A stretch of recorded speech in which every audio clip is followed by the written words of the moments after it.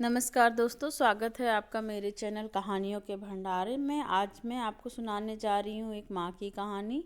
पैसा प्यारा है पर माँ नहीं। बेटा, मेरी तबीयत ठीक नहीं है, मुझे डॉक्टर के पास लेकर चलो। शकुंतला देवी जी अपने बेटे संतोष से कहती हैं। तो संतोष गुस्से में कहता है, मेरे पास टाइम नहीं है बुढ़िया, तू खुद चली जाओ या अपनी उस सहेली को लेकर चली जाओ। बेटा, सहेली यहाँ नहीं है, अपनी बेटी के यहाँ गई हुई है, तू ही ले चलो। बुढ़िया, चल मैं ले चलूँगा, पहले सोनू को फ़ोन कर और उसे पैसे मांग। अगर उसने पैसे तुझे दे दिए तो फिर मैं लेकर चलूँगा।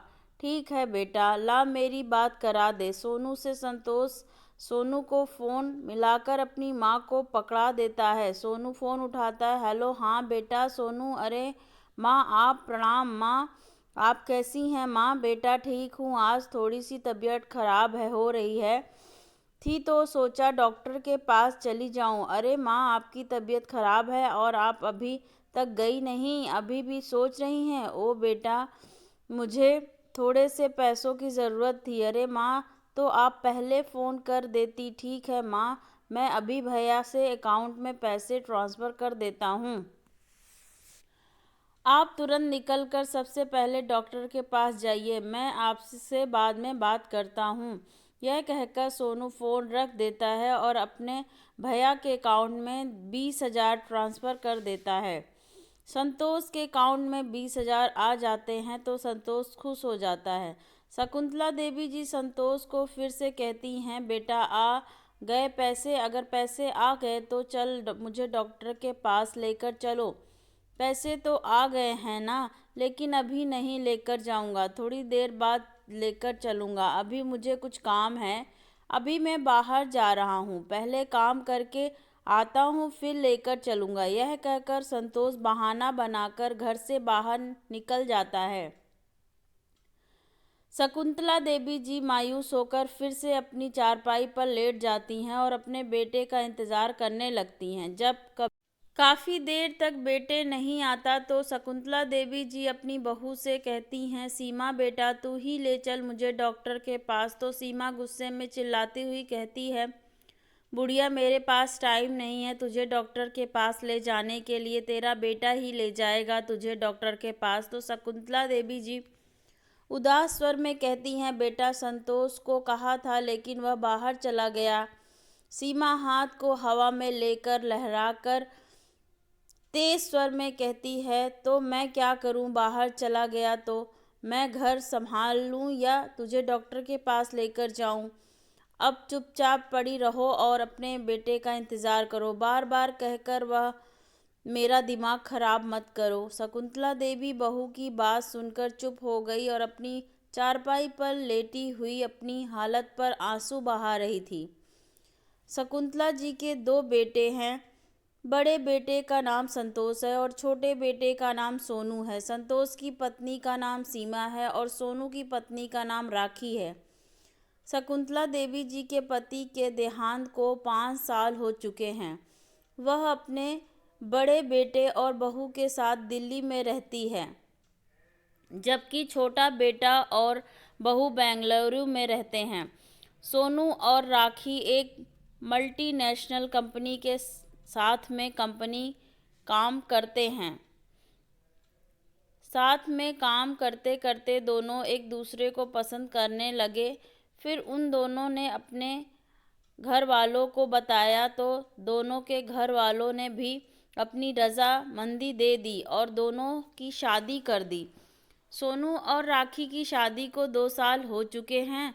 शादी के बाद भी दोनों ने जॉब नहीं छोड़ी। सोनू और राखी दोनों की ही सैलरी काफ़ी अच्छी है। शकुंतला देवी जी के पति का नाम दिनेश जी था। उनके पास 3 ऑटो रिक्शा थे जिन्हें वह किराए पर देकर अपना खर्चा चलाते थे।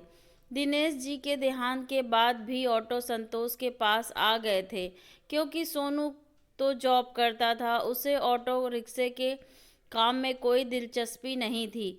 संतोष के 2 बच्चे हैं, एक बेटा और एक बेटी, और दोनों ही दिल्ली की एक प्राइवेट स्कूल में पढ़ते हैं। सोनू अपनी मां शकुंतला देवी जी के लिए अक्सर बेंगलुरु से पैसे भेजता रहता है। सोनू का बड़ा भाई संतोष अक्सर बहाने बना बना कर भाई से यह सब ऑटो खराब हो गया, अब वह ऑटो खराब हो गया, अब ऑटो का एक्सीडेंट हो गया, उसमें इतने पैसे लग गए, ऐसे बहाने बना बना कर अपने छोटे भाई से पैसा मांगता रहता था। और उसकी भाभी सीमा भी आए दिन पैसों के लिए सोनू के पास फ़ोन करते रहती थी, कभी बच्चों की फीस का बहाना बनाकर तो कभी घर में राशन डलवाने का बहाना बनाकर। सोनू उन्हें कभी भी पैसों के लिए मना नहीं करता और अक्सर उनके अकाउंट में भी पैसे ट्रांसफ़र करता रहता था। राखी का स्वभाव भी सोनू के जैसा ही था। सोनू जब राखी को पैसे देने की बताता तो वह भी सोनू को पैसे देने के लिए मना नहीं करती थी। कभी कभी तो संतोष अपने माँ से फ़ोन करा कर भी सोनू से पैसे मांग लेता था और सोनू माँ को जो पैसे भेजता था संतोष सारे पैसे हड़प लेता था। आज सुबह से ही शकुंतला देवी जी की तबीयत ठीक नहीं थी।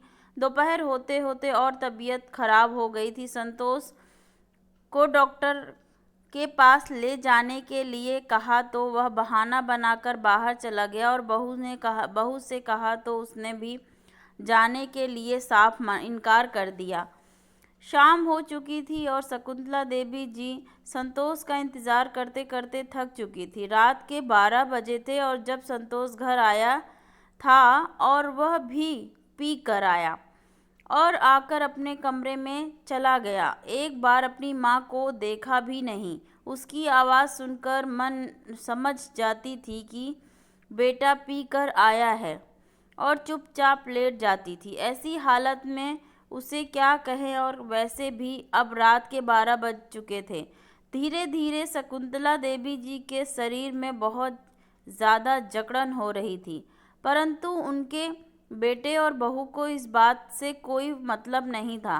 तबीयत खराब होने की वजह से उनसे खाना भी नहीं खाया गया और बिना दवाई के खाने के वह अपने बिस्तर पर अधमरी सी पड़ी हुई कराह रही थी।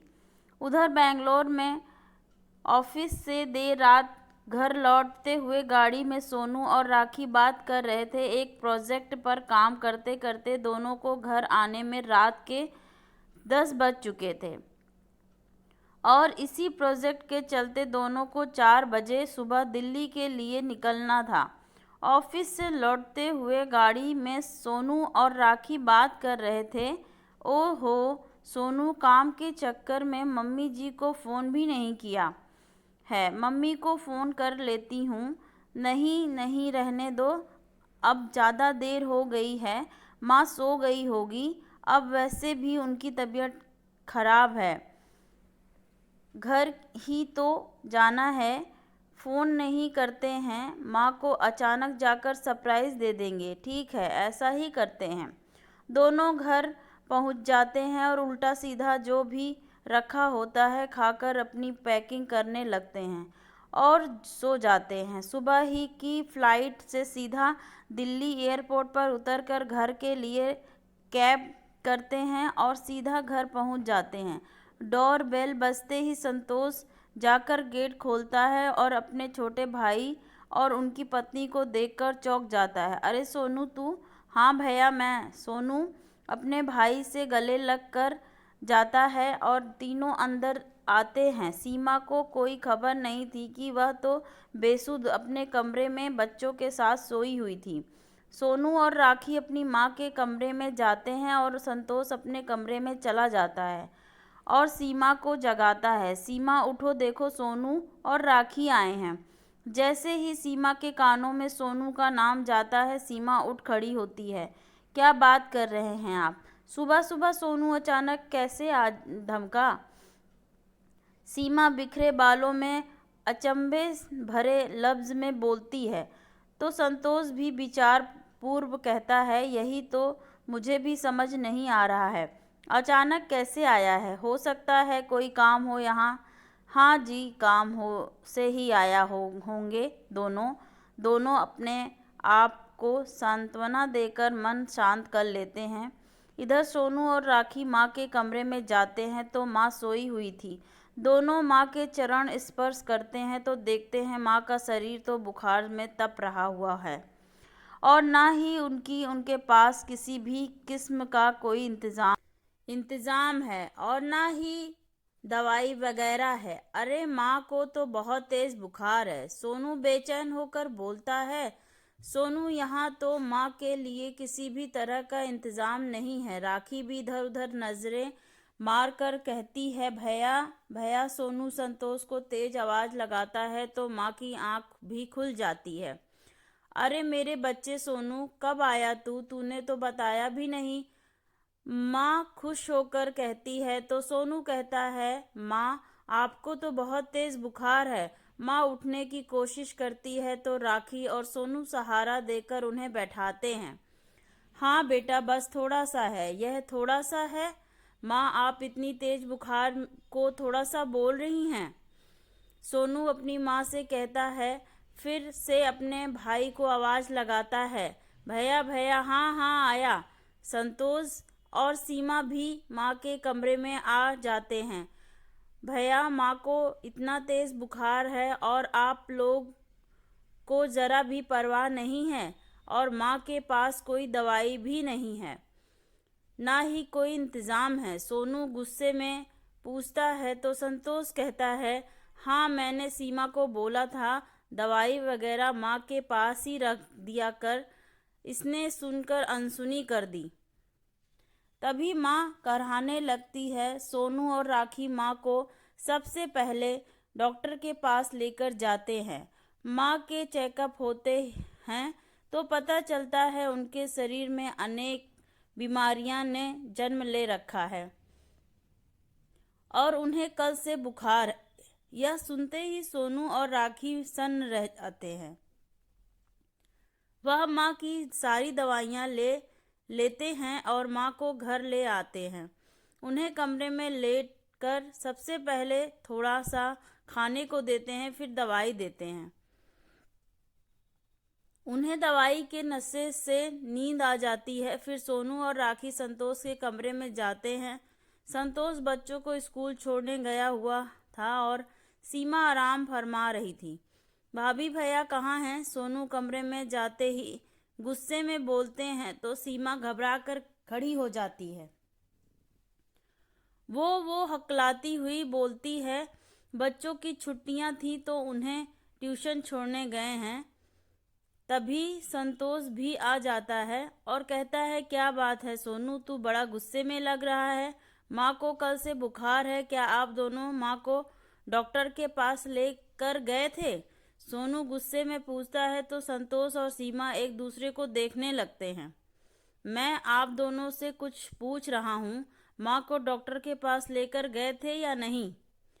अरे मैंने इससे सीमा को कहा था कि मुझे टाइम नहीं है, माँ को डॉक्टर के पास ले जाओ। अरे आप आपको तो टाइम ही नहीं होता है। आप क्या पहाड़ तोड़ रहे थे जो माँ को डॉक्टर के पास नहीं लेकर गए? मैं तो दिन भर इतना काम करके थक जाता हूँ कि दोनों आपस में बहस करने लगते हैं।